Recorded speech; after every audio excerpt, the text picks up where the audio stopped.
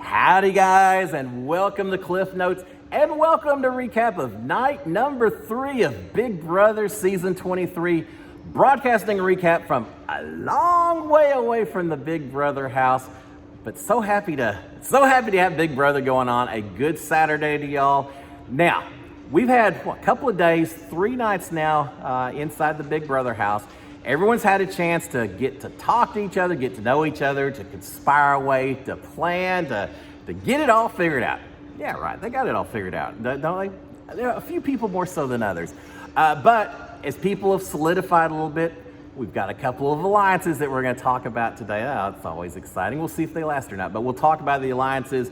We'll talk about the decisions that were made yesterday, what's going to happen today.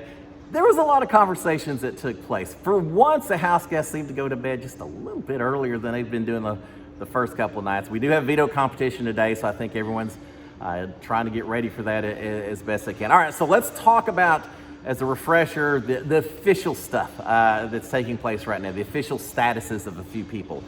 First of all, as far as nomination, we started yesterday with Jared and Kirsten. See, I get these names right after I practice a little bit, right? Jared and Kirsten and Felicia and Cory were all on the block for possible eviction based on their losing their comps in night number 1. So we've got those 4 up for competition. Riley had 1 HOH, and with the HOH power, she had the decision, the ability yesterday to pull 2 of those 4 nominees off the block, give them protection, but unfortunately leaving the other 2 on the block at the same time. Well, that decision did indeed happen yesterday afternoon after a lot of conversations between Riley and just almost everyone else inside that house. Now, we hear later in the evening, Riley kind of took it personal that 1 or 2 people didn't spend as much time as she thought they should have talking to her, such as Luke. So there's 1 or 2 people she didn't really talk to, but for the most part, Riley talked to everyone. She pretty much told every person that she talked to that she wants to work with them. So there may be some payback on that somewhere down the road where some people get their feelings hurt when she maybe doesn't work with them quite as much as she's implied she will. But Riley did talk to everyone as best she could before making the decision. But having said that, as much as she's promised everyone or hinted that she wants to work with everyone, it really seems right now that her tightest connections are probably Jag and Blue. She's got a ride or die with Jag. She's tight with Blue as well. I kind of like that trio, but you can't overpromise, Riley. We're gonna see how that works out. But as I said, she did have a decision to make. She chose to save Jared. We knew that was going to happen. The other safety decision she made was for Cory. Yeah, Cory. Cory is saved as well. She pulls the 2 guys off the nomination block, leaving up Felicia and Kirsten. Kirsten still seems like she is the house target at this point in time. I think the only thing that's going to save her is winning the veto competition that takes place today. So we'll see how that goes. Now, as I said, Jared was always going to be safe, but I'm a little bit surprised that Felicia stayed up on the block instead of Cory. I thought Cory was a potential backup plan for Kirsten. Could still be. I mean, it is possible if a veto causes a change, you could still have a back door taking place. But trying to figure out why Riley made the decision that she did tell Felicia ahead of time, brought her in and said, look, you're gonna stay on the block, but it's not because you're a target, you're just a pawn. Well, Felicia's watched this game forever. She knows that sometimes pawns go home, so she can't be comfortable about that. But Riley did tell her that you're absolutely not going anywhere. Everyone loves you. It's going to be Kirsten. If it's not Kirsten, someone else, you're safe, Felicia. And I believe that. I don't think Felicia is going home, which is the old person in the house. I'm glad the older person isn't going to be the first one to go home. I absolutely believe Riley when she says that, and that's what she intends. But being on the nomination block come eviction night, no matter how safe you think you are, it still creates a lot of stress for that week. But Felicia seems to have handled it well. She's kind of laughed it off. I think inside she thinks she's safe as well. So she doesn't want it, but she's okay with it. Here's my fear. I don't want Felicia to be in a situation where she just starts getting nominated over and over because she's a safe pick, because she's not going to take it personally. Yeah, I kind of been through some of that myself, but Felicia handling it all right so far. So why did Riley make that decision of keeping Felicia up there as opposed to keeping Cory on the block? Was it because she badly wants Kirsten gone, and she knows that it's much more likely for Kirsten to head out the door if she's on the block versus Felicia? I think that's the case, and that's what she did tell Felicia. The other possibility, it could be both of them, but the other possibility is that she wants to work with Cory, and as a result, and she has stated before her willingness to work with Cory. So could it be that she wants to work with him, saving him, protects him, but also maybe gives her a vote of support from him? She saved Cory. He owes her, right? There could be a little bit of thinking to that, and I think it's a little bit of a combination of both. She just wants Kirsten gone. She'll do Cory a favor, and maybe it'll pay off on down the road. And she didn't seem to be fearing Felicia's wrath if she did that Felicia would come back after her. We'll find out how it all plays out. We did not see the unnomination ceremony, I guess, since she pulled people off the block. We didn't see it, but apparently, based on some conversations, I guess that took place, Cory was maybe a little bit too joyful that he got pulled off the block. Cirie talked to him, said, "Look, I get it. I know you're happy and all that, but you gotta keep it in check. You've got to be aware and empathetic to the fact that there's still people on the block that aren't feeling so happy as you, and you just have to tone it down a little bit." I agree with Cirie completely. Yes, sometimes you just want to scream with happiness on the inside, but there's still other people whose lives, whose opportunity in the game are maybe quickly going down the drain, that are feeling bad on those nomination days and such. So you got to be considerate of those folks. Hopefully Cory understands and maybe plays a little more chill going forward. But Cirie did say, "Hey, you gotta keep it in check a little bit here, Cory." All right, we've got that. There was talk yesterday, a few of them. Early in the season, it's hard. So many conversations are taking place. Some of them are obviously important. Others are just kind of little throwaway comments. You don't know whether they're serious or it's just people playing each other. So it's hard to go in and filter. But I'm going to throw out some of the things that happened late afternoon, into the evening, overnights, and all of that. Things that either I thought were important, could be important on down the road. So I'm just going to throw a bunch of stuff out at y'all and let you know what's going on. First of all, we did have a talk yesterday between Cirie and Bowie. Seems like these two are getting, it's still Cirie and Felicia seems like the primary connection. Well, primary connection is Cirie and Jared. Cirie's, I think, doing a pretty good job of keeping that under wraps. Jared, not so much. He's mentioning Cirie's name a lot. Cirie's already called him out on it, said, "Yeah, don't be throwing my name out there so much." But besides the family connection, I do think Cirie and Felicia are pretty tight. But we see Bowie coming in and maybe getting a little more involved with this, with Cirie and Felicia as well.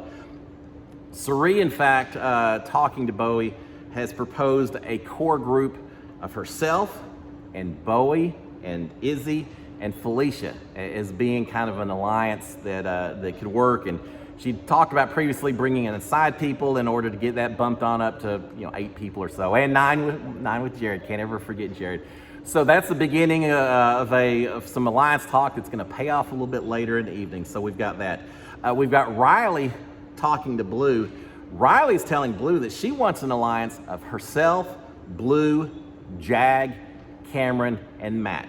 So we're starting to see these two different groups that they're trying to pull in numbers, establish some dominance. Could this turn into a Riley versus Cirie season? Based on the conversations that took place a night previous, Cirie's a social master at this. Riley, not yet, but maybe she'll figure it out. But it's certainly seeming like it could be Cirie versus Riley's two groups. It could be a little bit the older side with Cirie, the younger side with Riley, a little generational division, which I don't know that we've really seen too much of before. That could be interesting as well. But certainly Cirie is trying to gather her troops. Riley's trying to gather her troops. There's a few unknowns out there, and there were some conversations that took place last night talking about it. Red is one of those. America, seems like people aren't completely certain where she lies as well. So we got a few outliers right now, but they're certainly trying to bring in people as quick as they can, and they're fighting for red and one or two others also. All right, so we've got that. We've got Suri and Felicia in the storage room talking to Jared. Suri's telling Jared, saying, look, if you win the veto, you gotta be thinking about my girl here, talking about Felicia itself. In other words, make sure you use that thing and pull Felicia off the block. Again, I think everyone expects that Felicia would be okay, but certainly being one of Suri's main people, last thing she wants is her up there. It could put Jared in an interesting situation though, because Jared is kind of involved with Riley and her group. He's kind of a little bit of a down low spy over there. If he was to win veto and he pulled Felicia off, I don't know what that does in terms of his relationship with Riley and some of the people on the other side of the house. Kind of feel like this may be one of those vetoes that it may not be in Jared's best interest to actually win the thing. Now, whether he tells his mom that or not, don't know. But we'll see how it goes with the veto competition once we hear what happened today. But they do have that conversation. Felicia is talking about the fact that she's going to go talk to Riley, and she's going to tell her that, hey, if I win veto, I know you want to keep the nominations the same, Riley, but if I win veto, I can't not use it on myself. Does that really need to be explained, stated? Yeah, I don't think so. If you win the veto, of course you pull yourself off the block. I don't think any HOH at any point in time, well, there's probably some, but no HOH should ever be upset if you use a veto on yourself. But Felicia's going to have the conversation with Riley just to make sure that she's cool with it. So I thought that was funny. Yes, you kind of have to kiss the ring a little bit of the HOH person, since they still have the chance to renom and all of that. But at the same time, you don't have to bend over completely backwards. Use that veto on yourself if you get the chance. Yeah, I thought that was kind of funny. We've got Izzy. Izzy's doing a lot of talking with different people. I gotta say, Izzy, I think she's playing an okay game. I think she's got to be careful because she's throwing a lot of stuff out there, but she's trying to develop relationships, and we'll see how it goes. It's so early in the season, you can't tell. But Izzy is telling Hassam that if Izzy does win the veto, she wants to save Felicia, which I get, and hopefully then convince Riley to put up Cory in Felicia's place. Izzy wants Cory gone. She does not trust Cory. She thinks that he's a lot smarter, a lot better at a lot of things than he's letting on. She wants Cory gone, so she wants to pull Felicia off and send Cory out the door instead, or at least have Cory up against Kirsten. I think Kirsten still could be the primary target. So that's her plan. Izzy is also pointing out to Hassam that Riley had previously told her that Jag is her number one. Well, now, first of all, this is Riley's fault for giving away way too much information to way too many people about who she wants to work with, who she doesn't want to work with. Izzy picked up on that. I think that's smart of Izzy. She's understanding. And so she's throwing that out to Hassam just to make sure that Hassan is more with them as opposed to Riley, by saying, you may think that you're in good with those guys, but Riley told me it's not you, it's Jag that's her number one. So she's making sure Hassan knows that. Now here's the thing. If word gets back to Riley, you've got to be careful.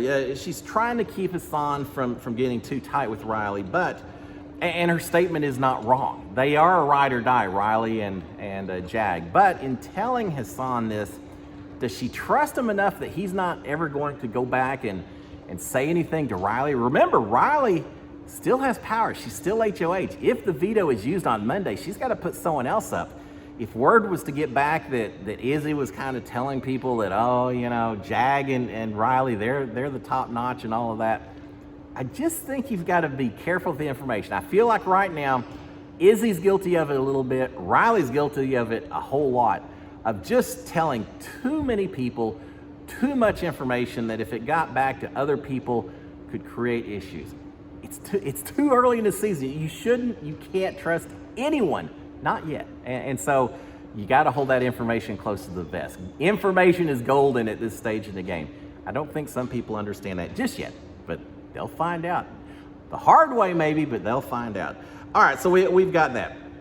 We've got Jag and Riley and Cameron talking in the storage room. Riley and others, I think, are starting to think that that Luke is actually a doctor. Luke, our illustrator, our bro, he made a comment, and I can't remember who he made the comment to. It was during the day, but made a comment that that there's got to be some secret doctors or attorneys or something going on in this house. And the way he said that, Riley latched on immediately. She is now convinced that Luke himself is the doctor, that he was trying to deflect from that. She is very focused on it. Throughout the entire overnight feeds, Riley just keeps going back to Luke's got a secret. Luke is he's a lot smarter than he sounds. Apparently he asked something about, what's a back door, and a lot of very basic Big Brother terms he asked about. She doesn't believe that he's really that dumb. I don't know if Luke is just playing dumb, or maybe he doesn't really understand Big Brother to that level to start with. I don't know whether it's an act or not, but Riley is convinced that he's playing all of this stuff, that he's actually a doctor, and as a result, she has zero trust on him. She's ready for Luke to go out the door. She talked a lot about it, so we'll see where that goes. So she mentioned about Luke, that she thinks there's something going on with that. What's funny, yeah, Luke really is the illustrator. It's Hassan. Hassan that's the secret doctor that no one has caught on to just yet. All right, we have her talking a little bit to these two, Jag and Cameron, about Red. Remember I said there's a few outliers that haven't really declared loyalties yet? Well, Red's one of the big ones. And both sides had some conversations with him tonight. She's wondering where he is since he hasn't really had any conversations with Riley so far. She mentions that she's wanting to get her new group of 5 together. This group of 5 is herself, Jag, Cameron, Matt, and Luke. They haven't all met together as a group. They want to do so later in the evening, form the official alliance. So yeah, we'll have that meeting here a little bit later in the evening. Now, we heard an interesting little tease. I'm amazed that production let it go through. They didn't shut it down immediately. But a little interesting tease while Cory was talking to Felicia and Hissam. Cory said that while he was in the nether region so silly. While he was in the nether region for all of an hour or so, that he had to read a message. It almost sounds like it's something that's going to get played back at some point, like he's Cory the Possessed or something, reading this message. I don't know exactly. But he did have to read a message while he's in the nether region. It didn't say what it was, but he thinks that those voted out might go to this nether region where he went, and that they'll have to hang out until maybe there's some number of people, probably 4, and they could turn into some type of battle back. I don't think he used the word battle back, but he thinks they're going to be confined in the nether region, and it may be a chance to somehow come back in or something. So that's a little tease from Cory. Like I say, I'm amazed that production didn't immediately go to their little time tunnel or whatever that is they show on there when the feeds go away. But we've got that. Now, here's what's interesting. As soon as Cory mentions that, and Felicia's very interested, and Hissam as well, but as soon as Cory leaves, boy, Felicia and Hissam just go after Cory. They start talking about that he's playing too hard. Hissam says he's been disingenuous in the conversations. It's so obvious that he's just coming in trying to do anything possible to get better with everyone else. Well, yeah, that's what you're supposed to do in Big Brother. But Cory, I think Cory really feels like he's making inroads with these other house guests by being jovial and sharing information and all that. Man, he walks out the door, they immediately just go after him again. Everyone's paranoid, everyone's watching out for everyone else. Everyone's trying to throw other people under the bus to improve their standing with other people. Welcome to Big Brother, right? All right, but interesting tease from Cory. Could it be part of a battle back? Yeah, I'm kind of partial to battle back, so we'll see how that works out. Don't think I would have wanted to go to the nether region, though. I'm kind of happy in other spots. All right, we've got Hissam talking to Felicia, Bowie, and Nicole. Haven't heard a lot from Nicole, have we? She's done well. There was a conversation later in the evening. I can't remember who it was, Riley, and we'll get to it later. Eventually she started talking, but Nicole, I think, is doing a pretty good job, a lot of being in rooms and doing a whole lot of listening, but not necessarily throwing out a whole lot of information. I I think that's a great way to play the game so far. I think she's doing pretty well. But yeah, we've got Felicia and Bowie and Nicole talking to Hassam. Hassam is saying that he wants to play hard. He'd love to get picked for the veto. He's going to play hard in a veto. If he does win the veto, he wants to use it to pull off, he didn't say specifically, but pull off someone who's up because of their age. He's talking about Felicia. He's saying that he wants to protect her because the older player is always targeted. Yeah, you got it, Hassam. Now remember, he's a geriatric doctor, so he's got a little special interest in us older folk. So he's saying he wants to win so he can protect Felicia. Bowie is saying, no, this isn't gonna be this year. We're not gonna have this thing happen where the older person is the first one targeted. Not this year, ain't gonna happen. I'm all for it, Bowie. I hope that turns out to be the case. Felicia's doing a pretty good job during this conversation of identifying who Riley's been hanging out with, the fact that they could be some sort of group. She's pretty much called out this group of 5 that Riley's assembled. So they're not as subtle as they think they are, and Felicia is certainly paying a lot of attention. I don't think people maybe are giving Felicia enough credit for the game that she's playing so far. She isn't just sitting back letting things happen. Felicia is actively trying to play this game, protect herself, develop alliances and everything else. So I'd love to see it. So she's talking about that. They are paranoid. Remember, they talked about Cory, that they think he's a lot smarter and all that. They're also worried about Cory. They said he was only in the nether regions. I'm gonna laugh every time I say that. He was only in the nether regions for an hour. Huh? It's better than 10 seconds, right?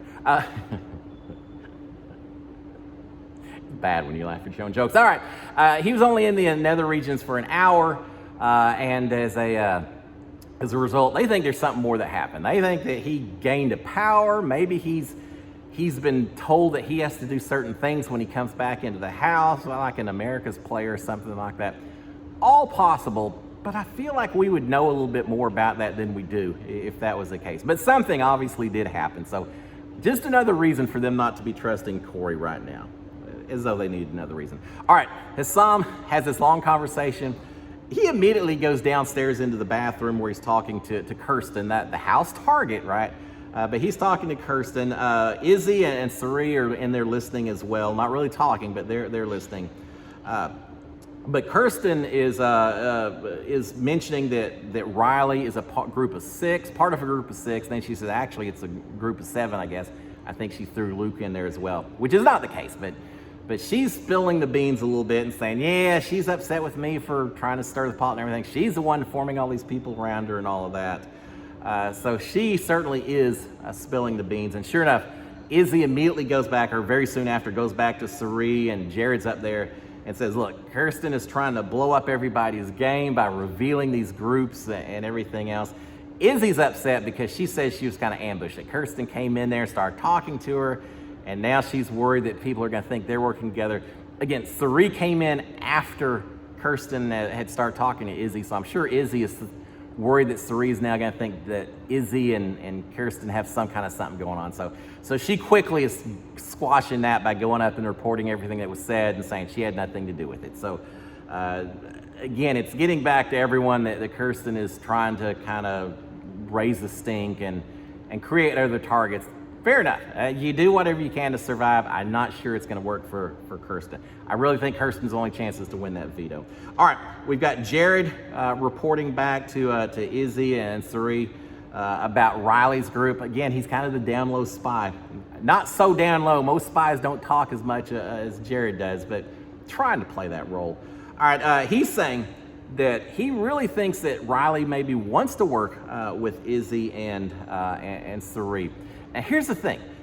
I said earlier that Felicia and Sari are probably the tightest two after Sari and Jared, but Izzy probably thinks she's in that position as well. At one point, she actually told Sari, I don't know, something about cobwebs and branches and all of that, but basically, she felt like she and Sari were like that, almost implying that maybe she's tighter to Sari than Sari is with Jared. Well, Izzy knows that Sari and Jared are mother and son, right? You're not going to break the family bonds, you wouldn't think. But Izzy's certainly feeling like she's very tight with Izzy, with Sari, which she is. But anyway, so Jared's reporting back and saying, look, yeah, they kind of have this other group and all that, but they want to work with you two guys, Sari and Izzy. They want to work with you. And one of them said, has our name been mentioned by her? And he said, no, not at all. They're not throwing y'all's names out as targets. So that's got to make them feel a little bit better.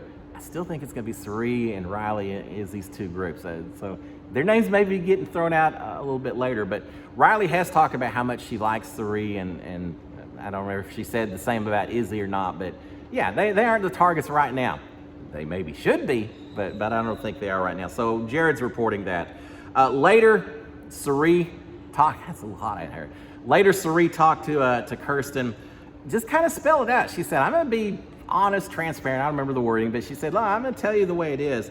She said, you probably spread too much information. I think the word she used was disseminating. She said, you're just disseminating other people's information, but you're kind of the only person doing it. And as a result, yeah, you're just throwing a lot of stuff out there, and it's probably a little too fast. It's a little too hard, and you're seeing the consequences of that.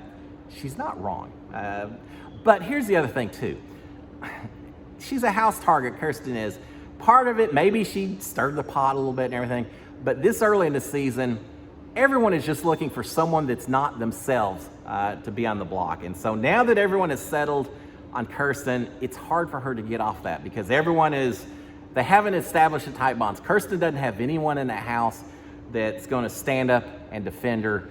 Everyone's much better off, or feeling like it's much better off, let her go out the door so it's not me, and then we'll play the game later. Kirsten is in a difficult situation. Maybe some of it's her fault, some of it's just she unfortunately was the first one that was picked as the sacrificial first boot of the season. It's tough. It's tough to be in that situation.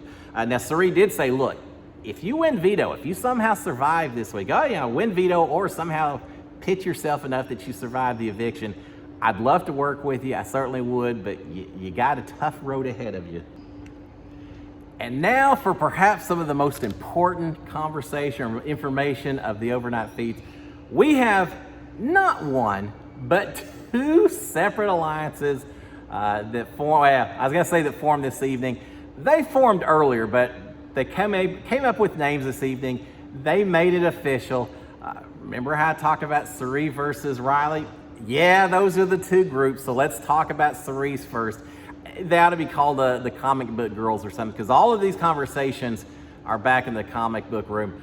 Sari, she has really taken over that room to a large degree. And I almost feel like if I'm anyone else in the house, anytime I see someone going back into the comic book room, I'm going to get suspicious because Sari is certainly holding court back there. But we have, her alliance has been formed. Let's talk about the name first. The name is the Bye Bye Bitches. I can't say I'm a huge fan of the name. I understand the term. Yeah, it's an iconic phrase in Big Brother. I don't like using that word, but I'll use it now and then. Maybe the Bye Bye Girls or something we'll call it later. Now that doesn't make sense. I will figure something out. But the Bye Bye Bitches has formed, consisting of Sari, Felicia, Izzy. Those three are tight. Along with those two, Nicole and Bowie. So those are the five. Later, Hissam was added as well, so that takes it to 6. And then you also have talk about potentially bringing in Red or Luke, because they all are about getting the numbers. They all want to have these 8 or 9 member alliances so they can steamroll through the first half of the season. I get it, but it's too big an alliance to work with. But they're both looking at this idea of this core group of people, and then just bring a few chumps in as well to pad the voting numbers. So again, Bye Bye Bitches, Sari, Felicia, Izzy, Nicole, and Bowie.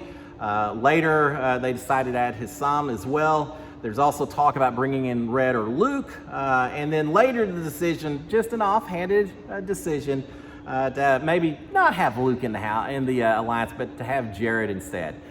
Of course you're going to have an alliance where Jared is a sort of role. Now, what's funny is the other ones, the other women in this group, I'm sure they think, Jared is just one of these accessory members. He's not part of the core group like we are.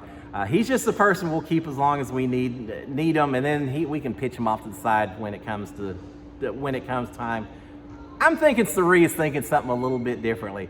She's got another tight connection that no one else, except for Izzy, even knows about. So that's what we've got, the bye-bye bitches. Maybe I'll say that word more often. Anyway, we've got them as one group. The other group we have, the other formal alliance, is the one that Riley discussed earlier, saying we need to get all of us together. Well, it happened kind of middle of the night, and it's a group of Riley, Jag, Blue. We know those three are tight, right, on this side, along with Cameron and Matt.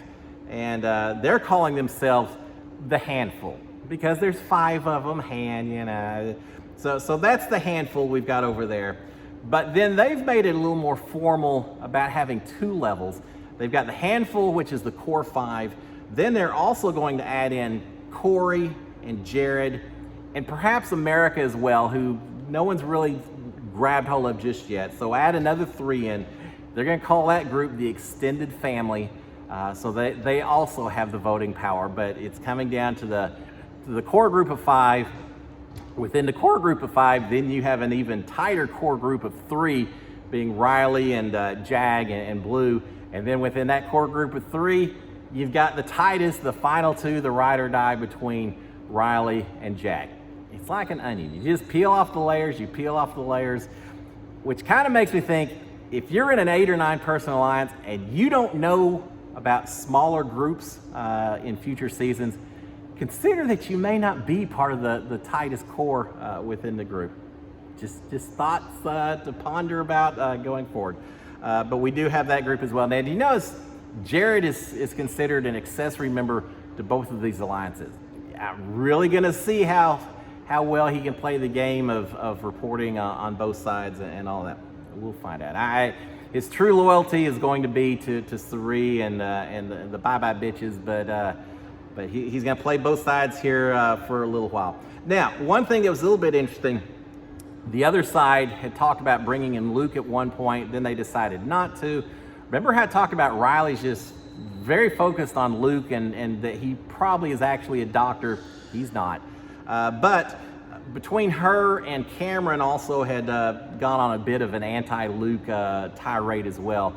So between the 2 of them, they've also made the decision that if for some reason Kirsten wins a veto, she pulls herself off, that very well could be Luke that goes up instead, which I thought maybe at the start of the night it could be Cory.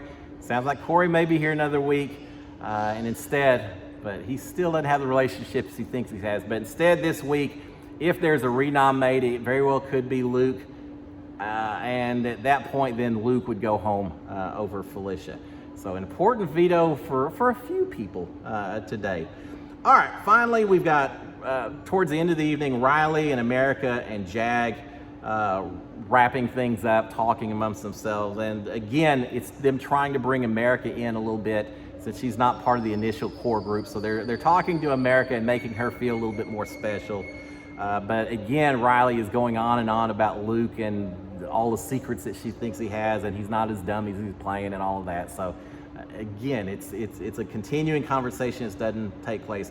Riley does say at one point, says, look, we don't need Luke in this group. We've got the voting numbers, so why even pretend? Let's just not even deal with them. We'll get rid of them as soon as we get the chance to do it. All right, with that being said, there is a veto competition today, so everyone's in bed by, 5 o'clock or so Big Brother time, 7 o'clock my time, so I had to shut it down at that point in time, but everyone's pretty much in bed anyway. So they're preparing, going to bed early because of the veto competition. So veto competition is today. Here's what's going to happen. If Kirsten wins, she pulls herself off. You probably have Luke going back on. At that point, Luke, I would think, almost certainly goes home. If Kirsten doesn't win veto today, I don't think anyone else is going to use the veto on her. So she's got a 1 in 6 chance of saving herself. If she doesn't, then this is probably the end for Kirsten. But we'll know more this afternoon. Once the feeds will go away, it'll come back. I'm really curious to see what kind of veto competition it's going to be. They're reflecting on the past 24 seasons. I hope we get a lot more variety, a whole lot of really different competitions, including the vetoes themselves. We'll find out within the next 24 hours. That being said, guys, Y'all have a fantastic Saturday. Enjoy your day. I will be back tomorrow morning to give you a recap on the veto and everything else that took place. Until then, guys, y'all have a fantastic day. SKD 143. Cheers, my friends.